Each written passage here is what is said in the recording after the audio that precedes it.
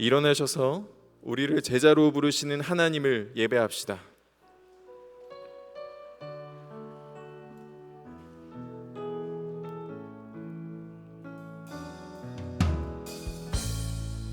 하늘의 문을 여소서, 이곳을 주목하소서. 주를 향한 노래가 꺼지지 않으니 하늘을 열고 보소서. 이곳에 임재하소서. 주님을 기다립니다. 기도의 향기가 하늘에 닿으니 주여 임재하여 주소서. 이곳에 오셔서 이곳에 앉으소서. 이곳에서 드리는 예배를 받으소서. 주님의 주님의 이름만이, 오직 주의 이름만 이곳에 있습니다. 나는 전능하신 아버지 하나님, 천지의 창조주를 믿습니다. 나는 그의 유일하신 아들 우리 주 예수 그리스도를 믿습니다. 그는 성령으로 잉태되어 동정녀 마리아에게서 나시고 본디오 빌라도에게 고난을 받아 십자가에 못 박혀 죽으시고 장사된 지 사흘 만에 죽은 자 가운데서 다시 살아나셨으며 하늘에 오르시어 전능하신 아버지 하나님 우편에 앉아 계시다가 거기로부터 살아있는 자와 죽은 자를 심판하러 오십니다. 나는 성령을 믿으며 거룩한 공교회와 성도의 교제와 죄를 용서받는 것과 몸의 부활과 영생을 믿습니다. 아멘.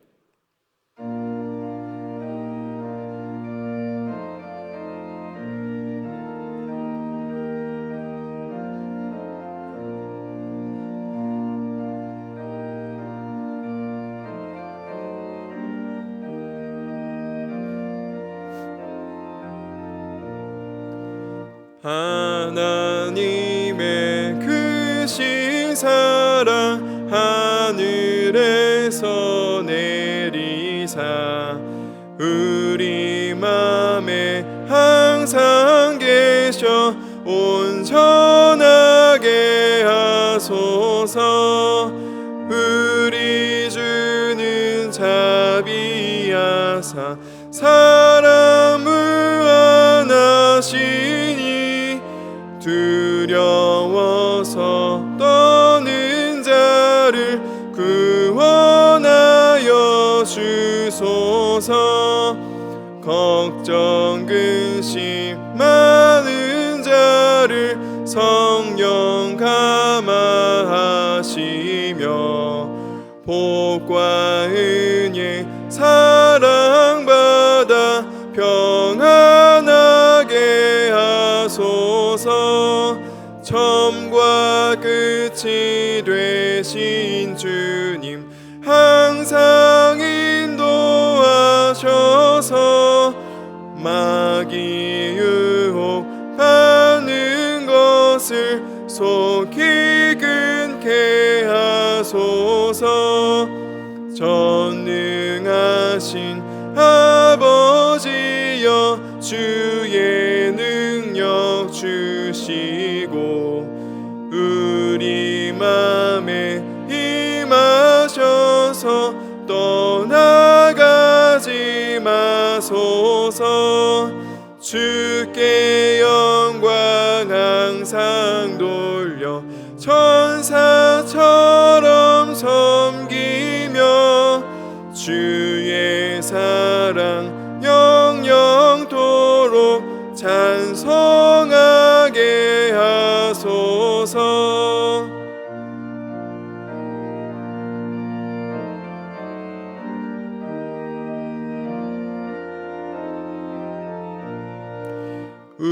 우리들이 거듭나서 흠이 없게 하시고 주의 크신 구원받아 온전하게 하소서.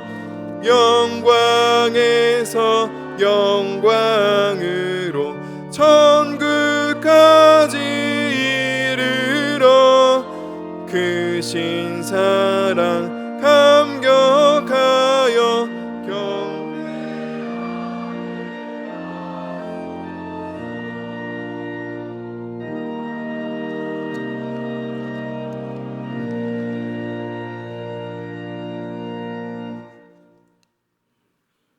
천지 만물을 만드시고 다스리시는 전능하신 하나님, 창세 전에 저희들을 택하시고 자녀 삼아 주시니 감사와 찬양과 경배를 올려드립니다.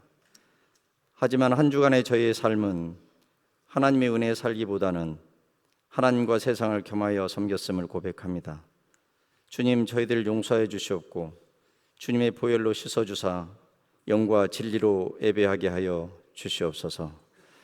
84년 전 일제강점기 말 소망이 없던 이곳에 청릉교회를 세우시고 믿음의 선진들을 통해 복음을 전하는 교회로 서게 하신 하나님, 세 번의 말씀 사경회를 통해 우리의 신앙을 다시 일깨워 주시오니 감사합니다.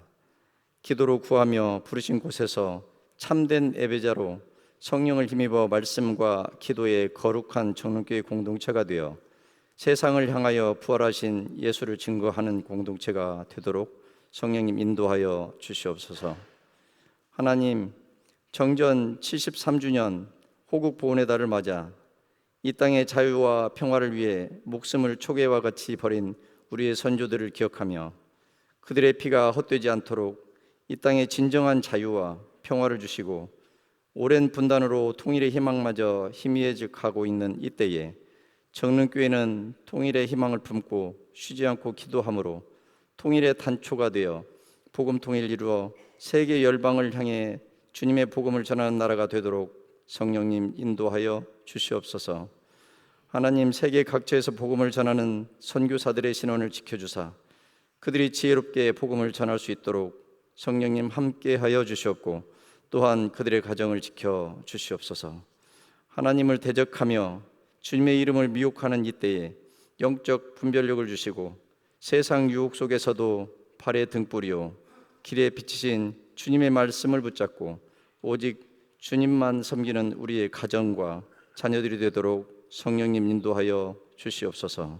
하나님, 오늘도 하나님의 말씀을 대언하는 주의 종을 성령님 붙잡아 주사 믿음의 본질을 깨닫게 하시고 정직과 진실함으로 이웃을 사랑하며 선한 행실을 통해 믿지 않는 자들이 하나님께 영광을 돌리도록 성령님 인도하여 주시옵고 영육 간의 고통과 슬픔과 아픔을 안고 예배하는 성도들에게 주님 찾아가 주셔서 위로하시고 치유하여 주셔서 주님께 영광을 돌리는 삶을 살게 하여 주시옵소서. 오늘도 주님의 성우를 찬양하는 찬양대의 찬양을 주님 홀로 흠양하여 주시옵고 예배를 돕는 모든 손길을 축복하여 주시옵소서. 이 모든 기도 우리 구주 예수 그리스도 이름 받들어 기도하옵나이다. 아멘.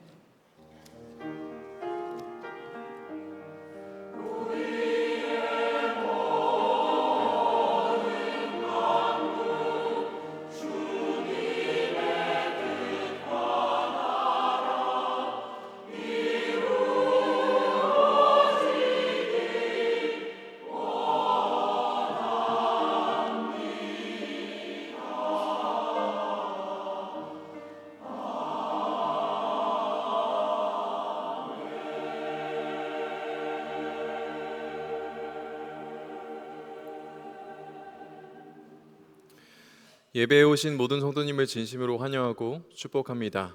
좌우 앞뒤로 계신 분들과 알맹이 신앙인으로 살아갑시다 하시며 인사 나누도록 하겠습니다. 알맹이 신앙인으로 살아갑시다.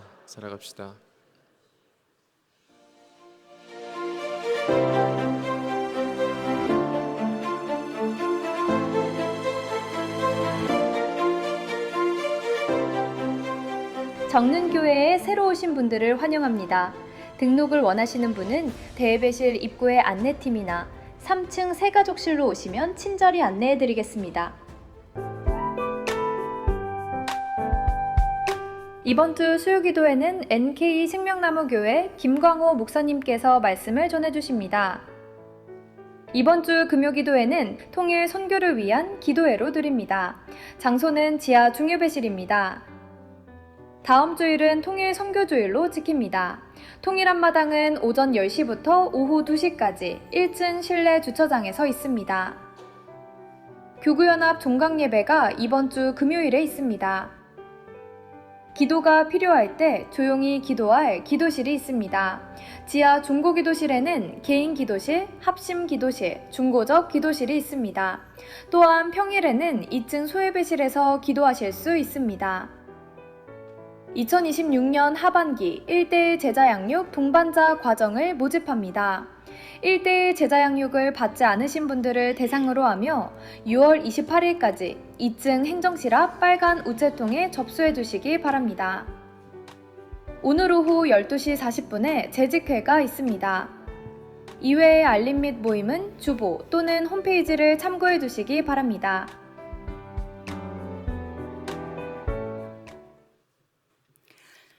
이제 하나님의 말씀을 봉독하겠습니다. 오늘 우리에게 주시는 하나님의 말씀은 신약 성경 마태복음 9장 9절서부터 13절입니다. 말씀입니다. 말씀을 봉독합니다. 하나님의 말씀을 경청하십시오. 예수께서 그곳을 떠나 지나가시다가 마태라는 사람이 세간에 앉아 있는 것을 보시고 이르시되 나를 따르라 하시니 일어나 따르니라. 예수께서 마태의 집에서 앉아 음식을 잡수실 때 세리와 죄인들이 와서 예수와 그의 제자들과 함께 앉았더니 바리새인들이 보고 그의 제자들에게 이르되 어찌하여 너의 선생은 세리와 죄인들과 함께 잡수시느냐.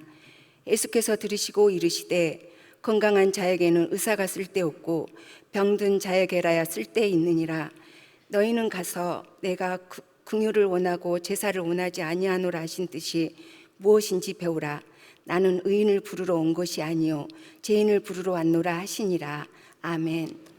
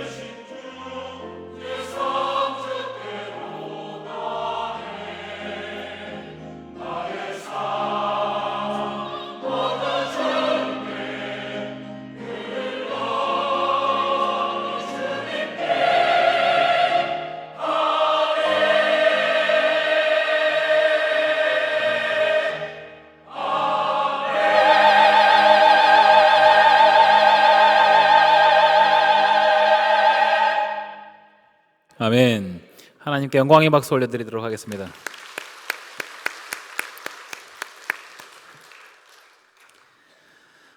예수님 주위에는 항상 사람들이 많았습니다. 그런데 이것을 단순히 인기가 많았다라고 정리하기에는 뭔가 부족합니다.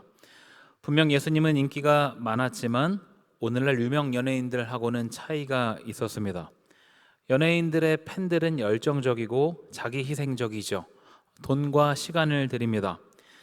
반면 예수님은 어떻습니까?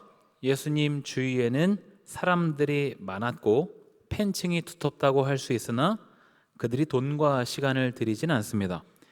오히려 예수님께 뭔가를 얻어가려고 모인 사람들이 많았습니다. 정리해보면 예수님의 주위에는 항상 사람들이 있었지만 그들은 자신의 눈에 좋아 보이는 현상을 쫓아다니는 껍데기였습니다. 이런 사람들을 마태복음에서는 무리라고 구분짓습니다. 역으로 예수님께서 혹독하게 훈련을 시키시고 많은 것을 요구하시는 사람들이 있죠. 성경에서는 이들을 제자라고 이야기합니다. 마태복음 8장 18절입니다. 예수께서 무리가 자기를 애워싸는 것을 보시고 건너편으로 가기를 명하시니라. 많은 사람들이 예수님 주위에 있었습니다. 예수님께서는 그들 사이에서 인기를 만끽하신 것이 아니라 자리를 피하십니다. 그리고 소수의 사람들에게 가르침을 주십니다. 이렇게 예수님께서 의도적으로 무리들을 피해 제자들과 함께 있으려고 하신 경우가 성경에서 종종 발견됩니다. 예수님께서는 왜 그러셨을까요? 왜 많은 사람들 사이에 있기보다는 제자들에게 가르침을 주는 것에 집중하셨을까요? 예수님께서는 껍데기와 알맹이를 구분하셨기 때문입니다. 껍데기는 가치가 없다는 것이 아닙니다. 모든 사람을 소중하게 대하셨지만 대상에 따른 믿음의 수준에 따른 접근 방법에 차이가 있으셨습니다. 우리도 사람들을 대할 때 모두에게 같은 기준을 가지고 사람들을 대하지 않습니다. 아이들에게는 아이들에게 맞는 기준을, 어른들에게는 어른들에게 맞는 기준을 제시하죠. 이제 막 신앙생활을 시작한 초신자들에게는 어떻습니까? 당연히 그들에게 많은 것을 요구하지 않습니다. 반면 신앙의 연수가 오래되고 마땅히 다른 사람들을 가르칠 위치에 있는 사람들에게는 조금 더 열심을 낼 것을 요구합니다. 본문에는 두 부류의 사람들이 등장합니다. 하나는 바리새인들, 다른 하나는 세리와 죄인들입니다. 바리새인들은 한마디로 당시의 종교 지도자들, 이스라엘 사회에서는 핵심 인사들이라고 할 수 있죠. 반면 세리와 죄인은 핵심 인사들과는 정반대의 극단에 있는 부류입니다. 세리와 죄인, 세리는 세금을 걷는 세금 징수원이고 죄인은 죄인인데 왜 이들을 묶어서 세리와 죄인이라고 이야기할까요? 그만큼 세리에 대한 사회적 인식이 좋지 않았다는 것을 보여주는 것이 세리와 죄인이라는 표현입니다.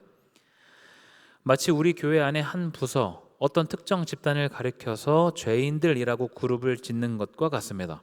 그런 식의 표현을 한다면 우리 교회 안에서 당연히 큰 파장을 불러올 것입니다. 그런데 중요한 것은 예수님 시대의 모든 사람들이 세리와 죄인들이라고 묶어서 불렀음에도 아무도 반박하지 않았다는 사실입니다. 왜 그렇습니까? 당시 세리란 단순히 세금만 걷는 사람들을 의미하지 않기 때문이죠. 우선 이 사람들이 걷는 세금은 유대인들을 위해서 걷는 세금이 아니라 로마를 위해 걷는 세금입니다. 애국주의자들의 분노를 샀을 것입니다. 게다가 세리들은 공식적으로 정해진 것보다 훨씬 많은 금액의 세금을 거두어 들였습니다. 비교하자면 세리들이란 세금 공무원을 말한다기보다 우리나라로 봤을 때 일제강점기 시대의 친일파와 같은 사람들입니다. 때문에 예수님 시대의 세리들이란 곧 죄인과 같은 취급을 받았습니다. 예수님께서는 한 세리를 만나십니다. 본문 9절입니다. 예수께서 그곳을 떠나 지나가시다가 마테라 하는 사람이 세관에 앉아 있는 것을 보시고 이르시되 나를 따르라 하시니 일어나 따르니라. 마태복음 9장 9절에서 이상한 점은 무엇일까요? 유대인인 예수님께서 당시 죄인들과 다름없는 이 세리들과 겸상하는 것도 모자라서 제자로 부르신다는 점입니다. 예수님께서 나를 따르라 라고 말씀하시는 것은 제자로의 부르심을 이야기합니다. 그리고 복음서에서 예수님께 이런 제자로의 초청을 받은 사람은 몇 명 되지 않습니다. 아무나 예수님을 따를 수 있는 것이 아닙니다. 심지어 예수님을 따르겠다라고 이야기한 사람들 중에 거절당한 사람도 있습니다. 마태복음 8장 19절입니다. 한 서기관이 나와 예수께 아뢰되 선생님이여 어디로 가시든지 저는 따르리이다. 서기관이면 그래도 제자로 두기에 나쁘지 않은 조건이죠. 지식인이고 율법에 대해 잘 알고 있는 사람입니다. 그런 사람이 제 발로 찾아와 예수님을 따른다고 했을 때 예수님께서 제자로 거두어 들이셔도 나쁘지 않을 것입니다. 그런데 예수님께서는 그 사람에게 이렇게 말씀하십니다. 예수께서 잘라 말씀하셨다. 고생할 각오가 되어 있느냐? 너도 알다시피 우리가 묵는 곳은 인류 호텔이 아니다. 예수님의 이 말씀은 따라오라는 것입니까? 따라오지 말라는 것입니까? 이 말씀은 따라오지 말라는 완곡한 표현입니다. 반면 자기 아버지의 장례를 치르기 위해 다녀온다고 허락을 구하는 제자에게는 지금 바로 나를 따를 것을 명하십니다. 누가 봐도 편의를 봐줘야 될 것 같은 사람에게는 자신을 따르라고 부르시는데 적극적으로 예수님을 따르겠다고 한 이 서기관에게는 완곡하게 거절하십니다. 차이가 무엇일까요? 제자이냐 아니냐의 차이입니다. 제자란 어떤 상황에서도 예수님을 따르는 것을 우선으로 삼는 사람들입니다. 그들이 제자입니다. 오늘 본문에서 예수님은 그런 제자로의 부르심을 세리 마태에게 하십니다. 당연히 이상한 일이죠. 당시 어떤 랍비도 세리를 제자로 두진 않았을 것입니다. 랍비 문헌에는 세리와 그 가족은 부정하다고 간주했고 세리에게는 거짓말을 해도 눈 감아 주었다고 기록합니다. 세리와 함께 교제하는 것만으로도 사람들이 부정하게 여기는데 그들을 제자로 부른다? 이것은 상상할 수 없는 일입니다. 예수님께서는 마태를 제자로 부르시고 제자가 된 마태의 집에 들어가 함께 교제하십니다. 세리인 마태와 함께 교제하실 때 그 모습을 보고 다른 세리들, 죄인들이 용기를 얻습니다. 마태를 제자로 부르셨다면 우리와도 만나 주시겠지. 그런 기대를 가지고 함께 식탁 교제를 한 것이죠. 여러분은 보통 누구와 함께 식사하십니까? 대체적으로 우리는 편한 사람과 식사합니다.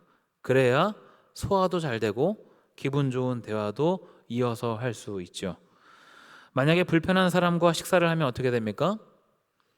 아주 큰일이 일어나진 않지만 체하거나 밥맛이 없어서 밥을 먹어도 먹은 것 같지도 않을 때가 있을 수 있죠. 우리에게도 함께 식사하는 것은 굉장히 중요한데 고대 세계에서 음식을 나눈다는 것은 오늘날 우리보다 훨씬 더 중요한 의미를 가졌습니다. 함께 식사한다는 것은 그 사람의 신분이 보장된 사람이라는 것을 의미했고 그런 맥락에서 유대인 종교교사에게 세리와 함께 식사하는 것은 굉장히 수치스러운 일로 생각되었습니다. 오늘 본문에 등장하는 세리와 죄인들은 이전까지 단 한 번도 유대인 종교교사와 식탁 교제를 해보지 못했을 것입니다. 그런 의미에서 본문 10절은 아주 역사적인 식탁 교제입니다. 마태복음 9장 10절 같이 한번 읽어보겠습니다. 예수께서 마태의 집에서 앉아 음식을 잡수실 때에 많은 세리와 죄인들이 와서 예수와 그의 제자들과 함께 앉았더니 세리 마태뿐 아니라 다른 세리들 그리고 죄인들이 예수님과 함께 교제하고 식사합니다. 있을 수 없는 일이 일어났습니다. 이 모습을 본 바리새인들이 그냥 넘어갈 리 없습니다. 그래서 이렇게 이야기하죠. 어찌하여 너희 선생은 세리와 죄인들과 함께 잡수시느냐? 있을 수 없는 일, 아무도 하지 않는 일을 하셨기 때문에 바리새인들이 이렇게 질문합니다. 예수님은 그 질문에 이렇게 답하십니다.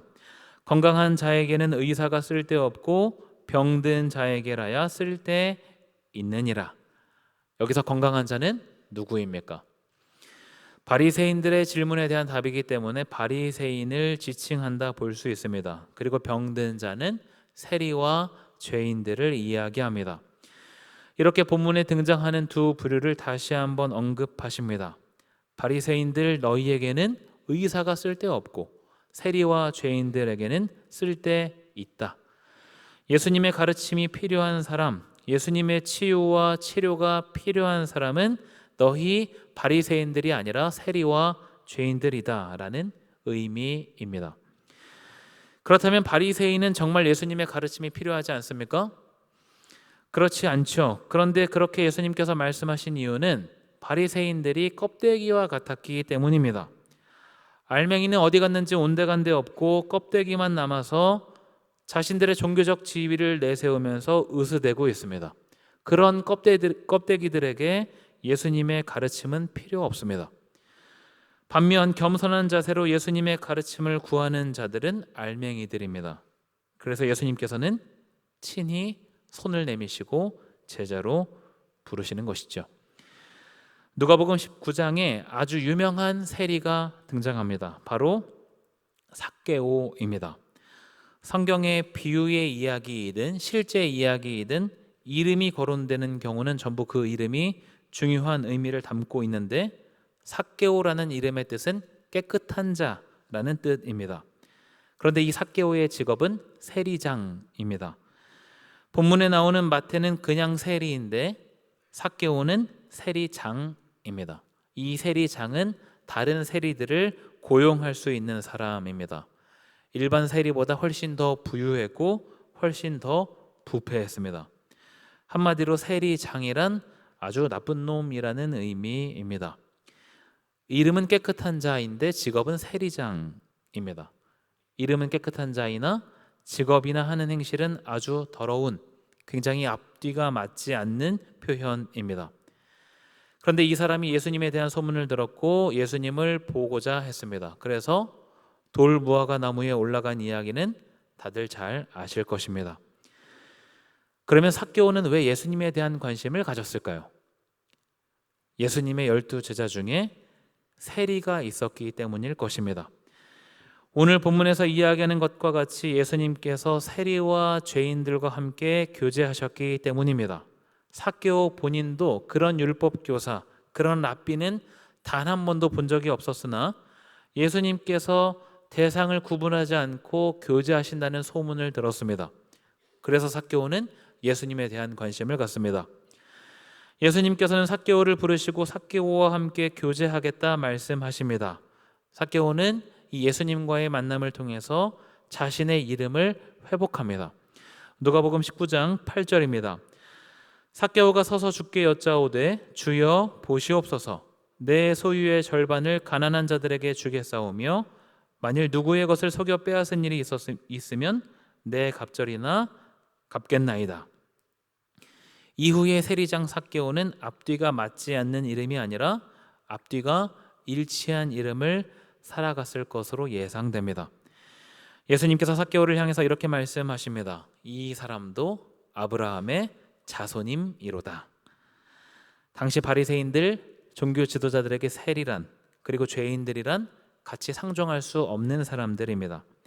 유대인이지만 유대인으로 여기지 않는 벌레보다 못한 사람들로 취급했습니다. 그런데 예수님께서는 그들 역시 아브라함의 자손 한 형제임을 이야기하십니다. 오늘 본문과 삭개오의 이야기를 관통하는 아주 중요한 원리가 본문 13절에 기록되어 있습니다. 같이 한번 읽어보겠습니다. 너희는 가서 내가 긍휼을 원하고 제사를 원하지 아니하노라 하신 뜻이 무엇인지 배우라. 나는 의인을 부르러 온 것이 아니요 죄인을 부르러 왔노라 하시니라. 아멘. 예수님께서는 호세아 6장 6절 말씀을 인용하십니다. 나는 인애를 원하고 제사를 원하지 아니하며 번제보다 하나님을 아는 것을 원하노라. 호세아 선지자는 북이스라엘 왕조의 끝자락에 활동했던 선지자입니다. 신앙적으로 굉장히 혼란스럽고 혼탁한 시기라고 할 수 있는데 이때 북이스라엘은 하나님께로 돌이키기 어려운 지경이었습니다. 호세아 선지자의 외침에도 불구하고 북이스라엘 사람들은 이렇게 이야기합니다. 오라, 우리가 여호와께로 돌아가자. 여호와께서 우리를 찢으셨으나 도로 낫게 하실 것이요 우리를 치셨으나 싸매어 주실 것임이라. 이 말은 얼핏 들으면 하나님 외에 답이 없다는 신앙 고백처럼 보이나 북이스라엘 사람들은 지금 하나님을 향해서 신앙 고백을 하는 것이 아닙니다. 하나님을 조롱하고 있는 상황입니다. 하나님 앞에 불순종하는 자신들의 행위는 전혀 아랑곳하지 않고 그냥 대충 회개하고 나면 다시 회복될 것이라면서 사람들을 선동합니다. 그때 하나님께서 하신 말씀이 호세아 6장 6절 말씀입니다.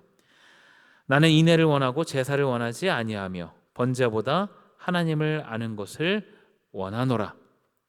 인애와 제사가 대조되고 있고 번제와 하나님을 아는 것이 대조되고 있습니다. 그러니까 하나님께서는 지금 제사와 번제보다 인애와 하나님을 아는 것을 더 원하신다라고 말씀하시는 것이죠. 여기에서의 인애가 긍휼이라는 의미입니다. 제사와 번제보다 긍휼과 하나님을 아는 것을 더 원한다.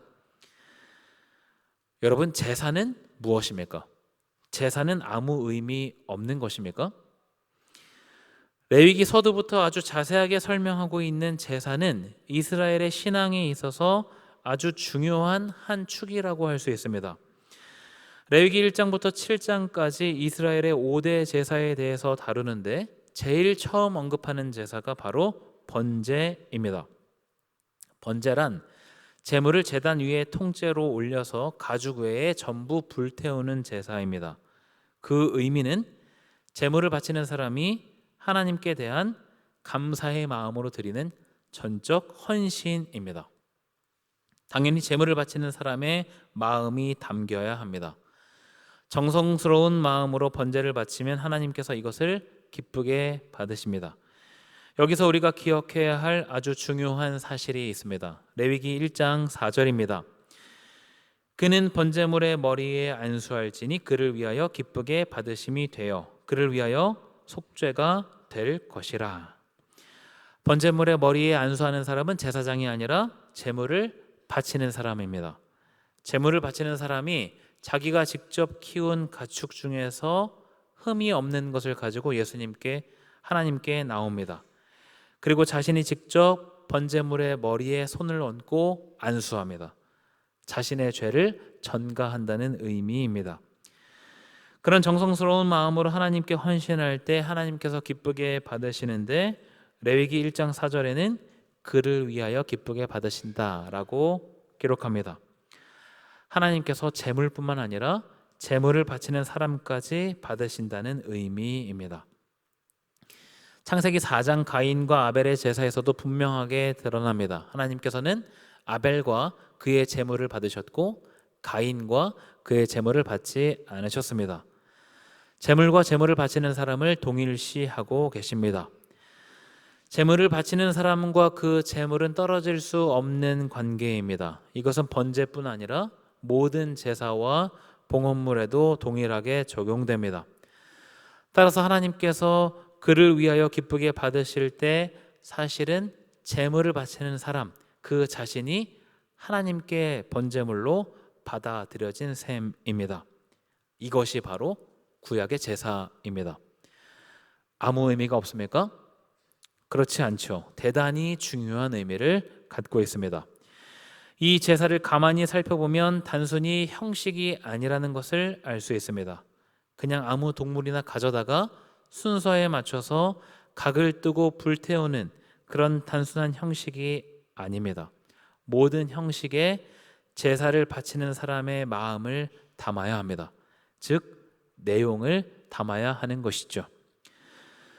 종교개혁이 있기 전 4세기부터 16세기까지 교회들은 라틴어로 예배를 드렸습니다. 모든 사람들이 라틴어를 할 수 있어서가 아닙니다. 4세기에는 이미 라틴어가 사장됐고 학문 언어와 문자 언어로만 남았습니다. 라틴어는 소수의 지식인들이 사용하는 언어였고 교회 안에서 라틴어를 할 수 있는 사람들은 사제들밖에 없었습니다. 당시의 성경책도 라틴어로 기록된 성경이었습니다. 유일하게 사제만 라틴어 성경을 읽고 라틴어로 예배를 집례했습니다. 성도들은 아무 의미를 모른 채 예배의 형식에 맞춰서 일어났다 앉았다를 반복했습니다.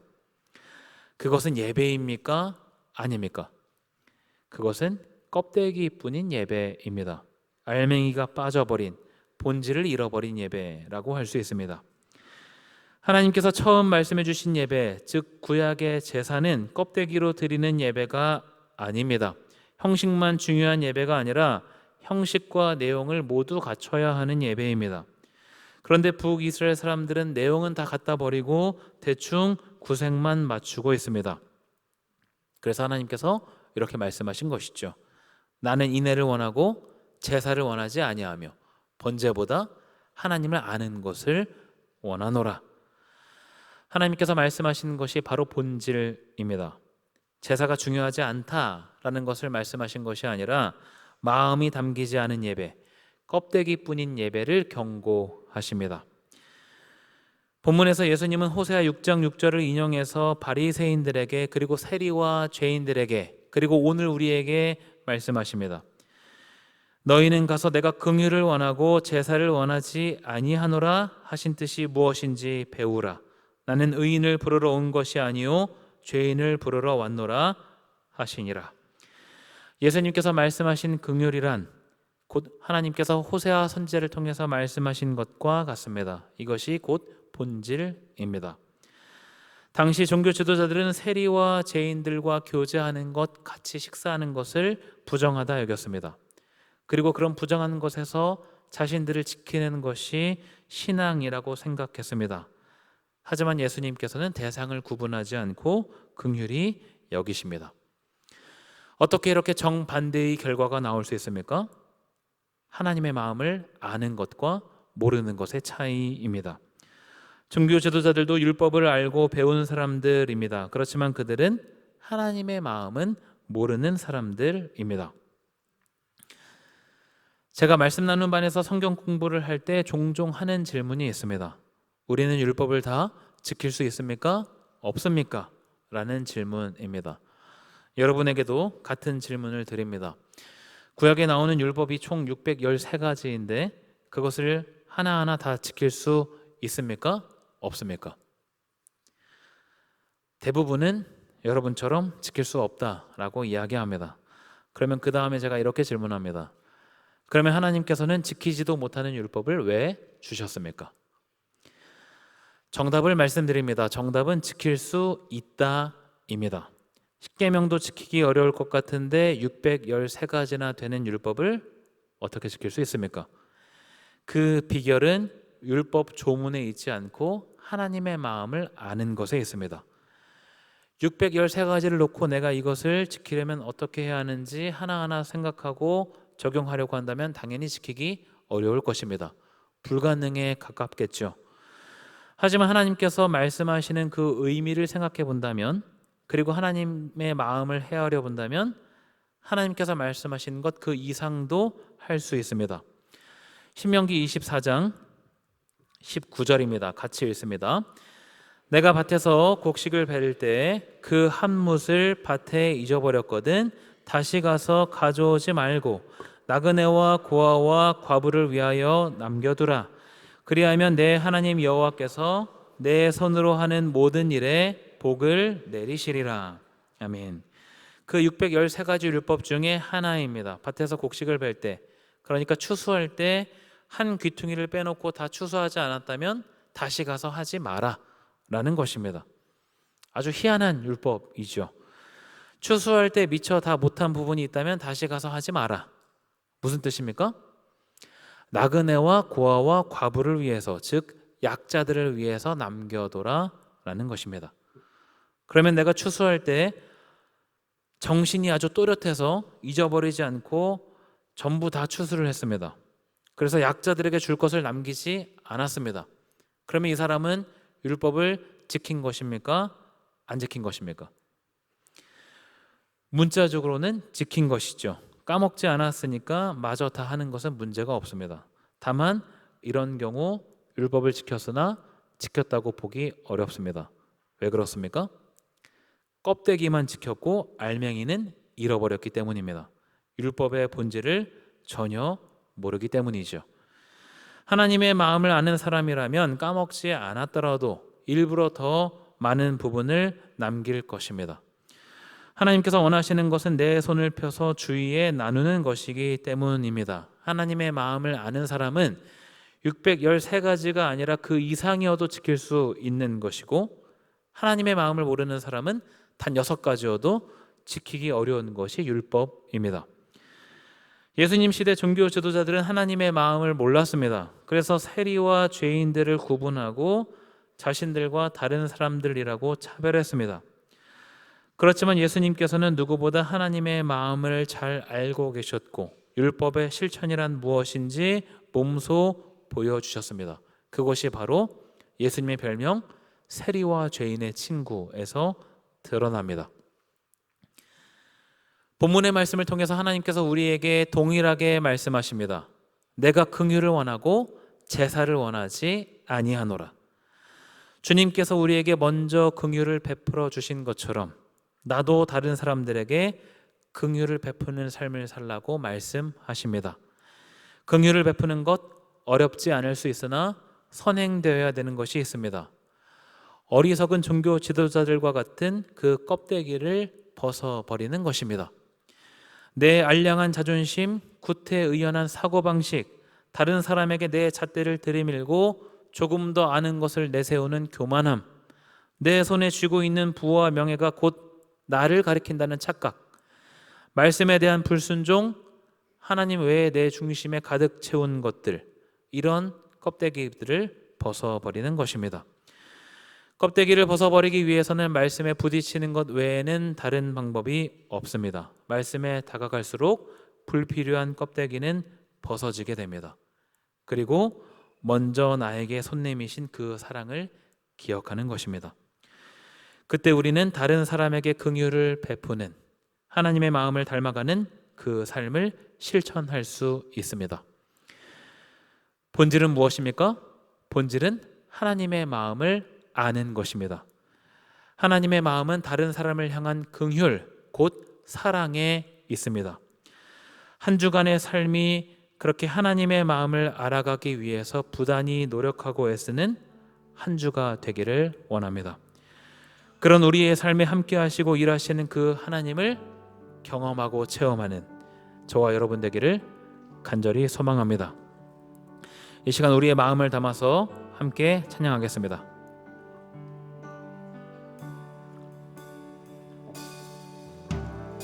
주의 사랑일, 주의 선하심일, 주의 은혜를 생각해보라. 하늘보다도 더 높으신 아버지의 사랑 크고 놀랍네. 아버지 사랑 크고 놀랍네. 내 어찌 그 사랑 잊으리. 내 어찌 주의 긍휼 잊으리. 내 영혼의 모든 소원 만족시킨 하나님. 주의 사랑을, 주의 선하심을, 주의 은혜를 생각해보라. 하늘보다도 더 높으신 아버지의 사랑 크고 놀랍네. 아버지 사랑 크고 놀랍네. 이 시간 말씀을 기억하시면서 함께 기도하겠습니다. 두 가지의 기도 제목을 불러드립니다. 말씀 앞에 엎드려 나를 뒤덮고 있는 비본질 껍데기들을 벗어버리게 하소서. 주님께 받은 사랑을 기억하며 나 또한 다른 사람에게 긍휼을 베푸는 삶을 살게 하소서. 두 가지의 기도 제목을 놓고 이 시간 함께 합심해서 기도합니다. 하나님 아버지, 오늘 우리를 이 자리에 부르시고 말씀 앞에 서게 하시니 감사합니다. 우리도 바리새인들과 같은 껍데기들로 비본질로 또 뒤덮여 있을 때가 있음을 고백합니다. 하나님, 우리가 말씀 앞으로 나아가오니 우리의 껍데기들을 벗겨주시며 하나님 앞에 온전히 나아갈 수 있도록 인도해 주옵소서. 하나님의 말씀을 우리의 마음에 새기게 하시고 그래서 하나님께 온전히 나아가는 그 삶, 그 헌신, 제자로의 삶을 살아가도록 인도해 주옵소서. 하나님, 우리도 주님을 본받아 다른 사람들에게 긍휼을 베푸는 삶, 또 자비를 베푸는 삶, 사랑을 실천하는 삶을 살기를 소망합니다. 그런 우리의 삶 가운데 함께 하시고 하나님께만 영광 올려드리도록 인도해 주옵소서. 우리의 삶 가운데 함께 하시며 하나님께 귀하게 쓰이는 우리의 삶 될 수 있도록 인도해 주옵소서. 하나님 감사합니다. 자비로우시고 은혜로우신 하나님 아버지, 오늘 우리에게 말씀하시고 깨닫게 하시니 감사드립니다. 우리는 너무나 많은 것들로 얼룩져 있습니다. 내 생각이 앞설 때가 많고 선을 선으로 갚지 못할 때가 있으며 용기 있게 손 내밀기보다 주춤할 때가 많습니다. 하나님의 마음을 있는 그대로 보여주신 주님의 모습을 기억하며 우리도 주어진 자리에서 선을 베푸는 자들로, 긍휼을 베푸는 자들로, 사랑을 실천하는 자들로 살아가게 하옵소서. 그렇게 하나님의 뜻이 이 땅에서 이루어지는 것을 경험하게 하옵소서. 하나님께 감사의 마음을 담아 주일 헌금과 11조 각종 목적 헌금을 올려드립니다. 물질뿐 아니라 모든 것의 주인이 하나님이심을 고백합니다. 내 뜻대로 살지 않고 하나님의 뜻대로 사는 삶을 훈련하게 하옵소서. 우리 주 예수 그리스도의 이름으로 기도드리옵나이다. 아멘. 자리에서 일어나셔서 파송 찬송 찬양합니다.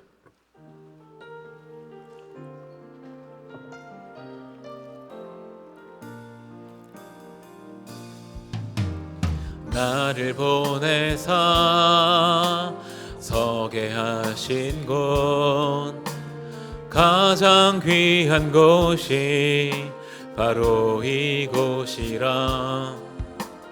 내게 주신 것 광야와 같아도 믿음과 소망 가지고 최선을 다하리. 나의 작은 삶 주께 드릴 때 나의 삶을 통해 주 영광 받으리. 내게 맡기신 가장 귀한 이것 감사와 순종으로 오늘을 살리라. 나의 일상을 통해 하나님께 영광을, 나의 일상을 통해 생명의 복임을, 내게 맡기신 이곳 나를 부르신 곳에 하나님의 나라가 이루어지길 원합니다.